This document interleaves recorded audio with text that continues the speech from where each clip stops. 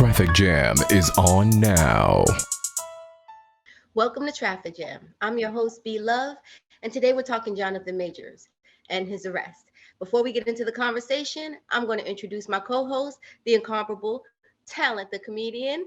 Welcome, Mr. Harris. How are you? Fantastic. Thanks for having me here. What up, B Love? What's up? Thank you for being here as always. I always love your point of view and your perspective. And of course, we got to talk about it because that's what we do here at Traffic Jam. So let's get into this talk real quick. Um, Majors was arrested this Saturday in New York following a domestic dispute. The NYPD initially said that Majors had been charged with strangulation, assault, and harassment. According to the criminal complaint, Majors allegedly struck his accuser about the face with an open hand and left her with a laceration behind her ear. The complaint also alleges that Majors put his hand on her neck, causing bruising and substantial pain. The woman he allegedly struck was his girlfriend. What I didn't know is that Jonathan Majors' girlfriend is white. Do you think her being white played a part in his being arrested? Yeah. Two things that strike me about this case is when the details came out a couple of days after, and she wanted to not press charges. Let me know two things. When that happens, usually, almost always, this is not a one-time thing. When people come out and this whole domestic things pop off and police are called and people are screaming and people put hands on each other, and then fast forward 48 hours, 72 hours, they go, oh, I take the blame. It was my fault. I did something. I got upset. I don't want to press charges. Usually, 9 times out of 10, this is not a one-off, if you will. This is not a first time or a one-off. So I think that there's something bigger behind the story. And I also think that this has happened before. Right, between them, because what's so interesting about that? I said that myself. I'm like, this can't be new. And he's the one that actually called the police and Right. trying to circumvent what could have happened. And he's the one that got arrested. Absolutely. So Absolutely. it begs the question. It gives me the Emmett Till vibes when I hear a black man, white woman, and police. Is it dangerous for a black man to date a white woman? It always has been. It always has been because we live even if we just narrow it down to our country alone, we live in a realm where everybody don't agree with everything. And that's okay until people take things too far. It's okay to have your opinion. You don't have to agree that my wife is white and that's a good thing or a bad thing.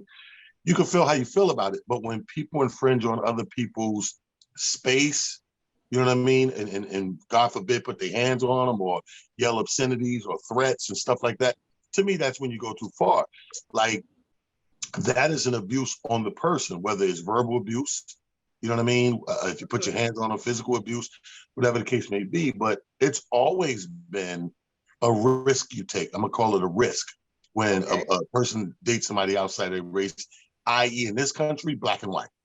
People don't care so much if she's Asian, if she's some type of European, or what I always like to call Guala Guala, from one of the Hispanic islands or something like that. Nobody cares about it.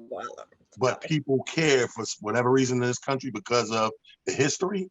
The black and white thing always stands out the most. So we knew from, I guess, slavery being Abraham Lincoln given Emancipation Proclamation, we knew since then, when we were released into their society, you still had signs up, don't drink all this white water fountain. You still had enter through the back door. I mean, free wasn't all the way free. Somebody always say free ain't free.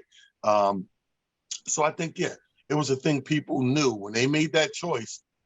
All right, be ready for the BS because all the bullshit coming with it, because everybody don't agree. But then why do it? Like, there's so many men, especially successful men, right, who date in this pool knowing the cost. Why do it? because Why of do you? love and lust appetite. Like love, the heart wants what it wants. You ever hear that expression? The heart wants what it wants. So when people are attractive or fall in love with each other, that's the first thing to go. The first thing to go is you slowly start to forget what everybody else is seeing, and you're only seeing what your heart is seeing. So Till you you're in start handcuffs. you start to see, like, if he fell in love with this woman, whoever this guy is or girl, no matter who's white and who's black, you start to really have feelings for this person.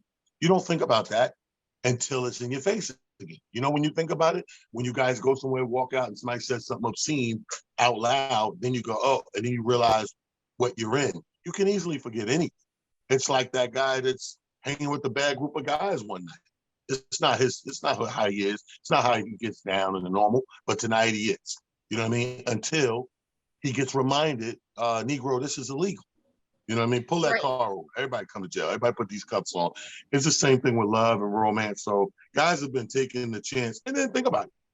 When it comes to romance and love and lust, people are attracted to going against the grain.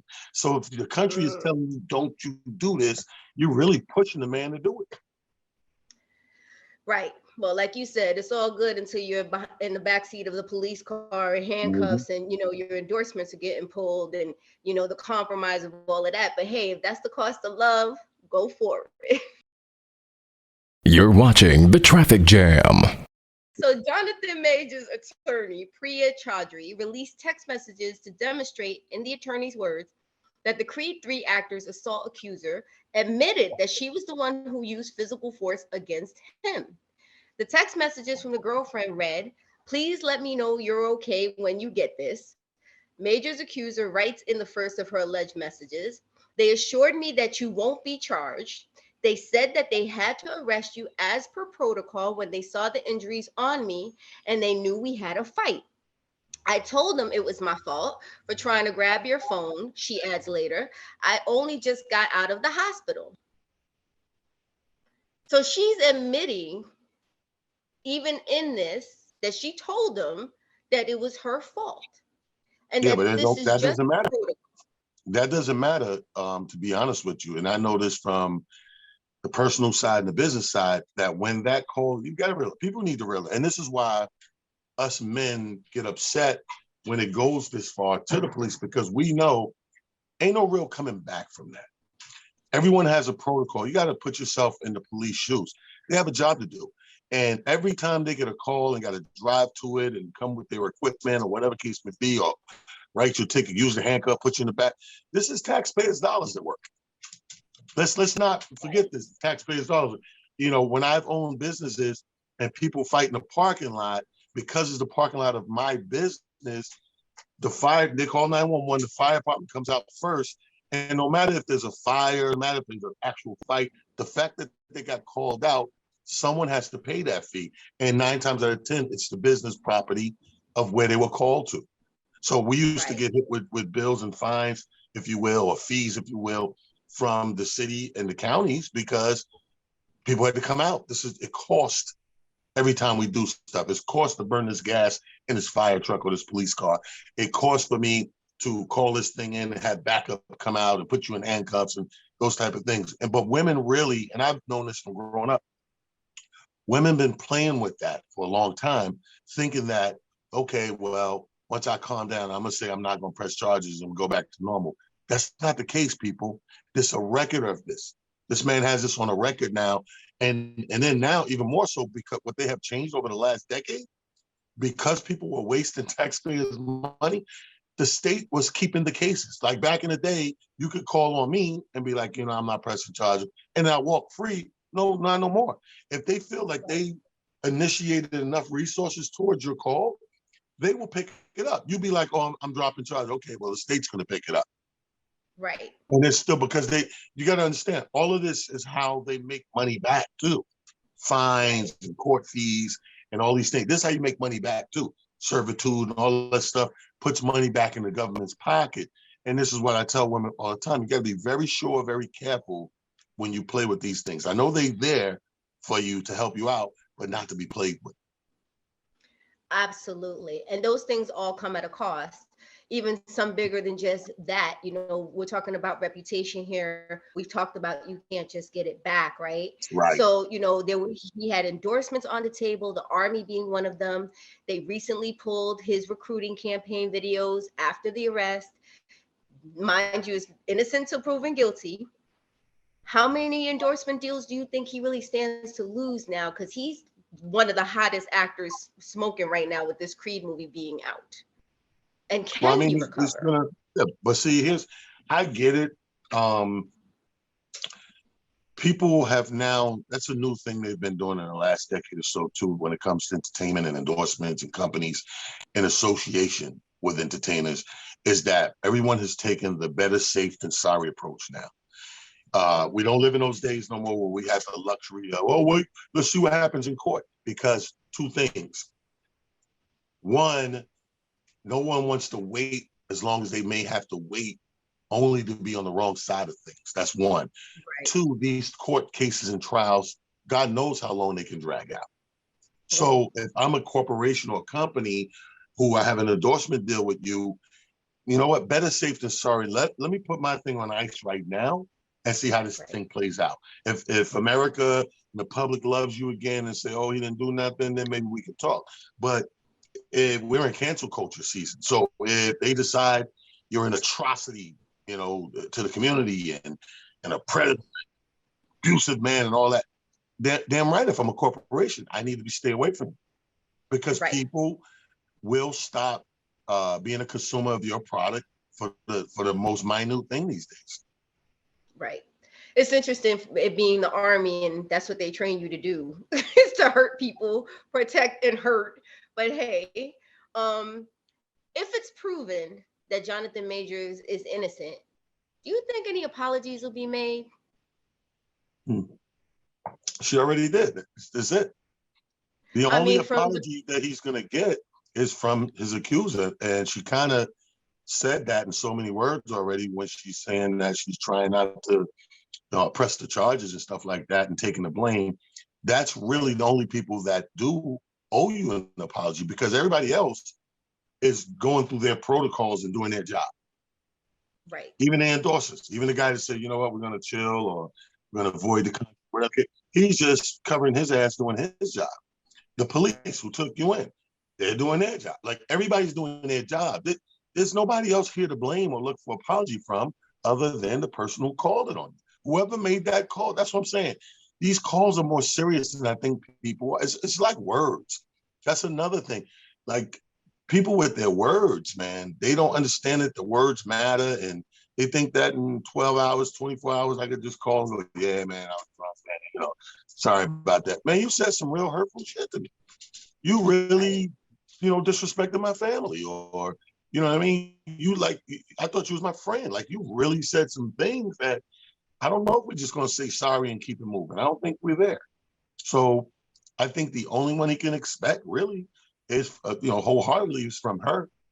Right. Yeah, for sure. You know, I definitely appreciate this conversation. There's nobody else that I'd rather have this talk with. I know you always keep it 100, and I'm really grateful for you. Let us know what you have going on. Where can we find you? Instagram, what do you have coming up? Where can we First of all, I want to say get ready because one more month, we're in the month of May, and y'all know I put together a whole month of birthday tourist duties and extravaganzas. So the month of May is coming, so be aware of that. including you This in? Saturday, Yes. April 8th, we got 2 shows out in West Orange at Bumper to Bumper's new comedy club. From what I heard, Yes. they sold them both out. So shout out to Marquise Shout out to out there. Mike. Shout out to my man Bill and the production team for April Fools at the Garden. That was a hell of a show. Congratulations. I That heard was the a hell of a show was crazy. that Congrats on show. that.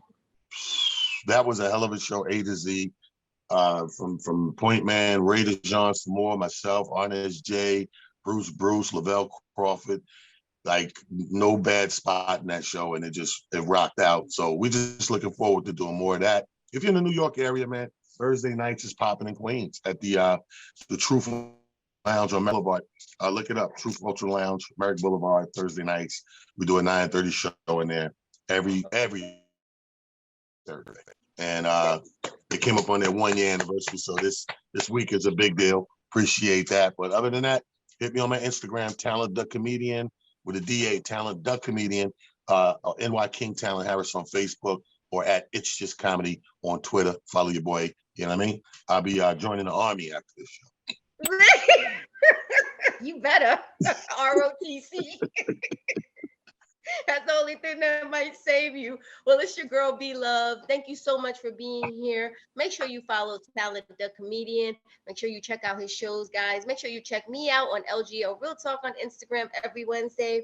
Until I see you guys, stay blessed. We're out. Support Traffic Jam. Bye. I was the class clown in school. I was always trying to make a joke. I remember we had this teacher. We called him Hitler. Yeah, we did. Why? Because he had a Hitler mustache. He's up in class one time. He's trying to explain like kinetic energy. And he explained that one time there was an earthquake and the ground actually opened up and a cow fell into the ground and then the ground actually closed up over the cow. And I raised my hand, and I always try to make him laugh. So I raised my hand, and he just exhales and goes, Bradley. And I just go, would that be called ground beef, sir? Only time he ever laughed. Ever. I got him.